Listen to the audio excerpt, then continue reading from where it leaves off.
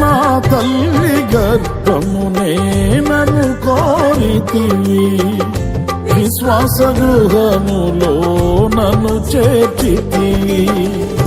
అమృత జలమైన నీ నోటి మాటలతో నిఖిల జగతికి నన్ను పంపినావు. ప్రకటింప నీ చరితం, నా జన్మ నిజ ఫలితం. ప్రకటింప నీ చరితం,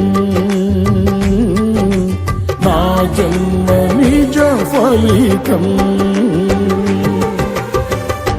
నాలో ఏమి చూచి నీవు ఇంత ప్రేమ చూపినావు.